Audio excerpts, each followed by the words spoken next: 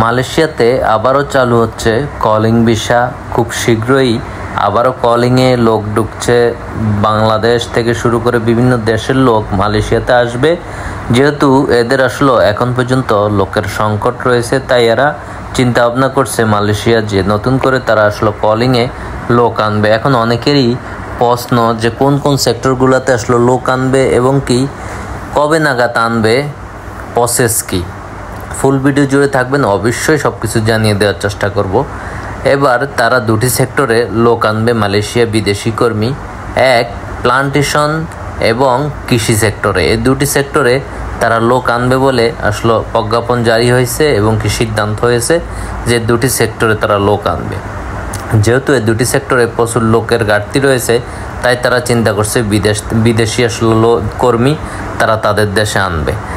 এখন এই কবে নাগাদ আনবে এটা এখন, তবে খুব শীঘ্রই আসলে জানা যাবে যে কবে নাগাদ এই সেক্টরগুলোতে লোক আসবে এবং কি প্রসেস বা কী পদ্ধতিতে এই সেক্টরগুলোতে লোক আসবে।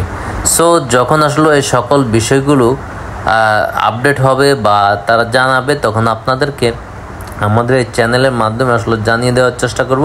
সো যারা আমাদের এই ভিডিওটা দেখছেন অবশ্যই শেয়ার করে দিবেন এবং কি আপনার ভালো লাগলে লাইক করে দিবেন। আর আপনি কোন সেক্টরে আসতে আগ্রহী অবশ্যই কমেন্টস করবেন। আল্লাহ হাফেজ।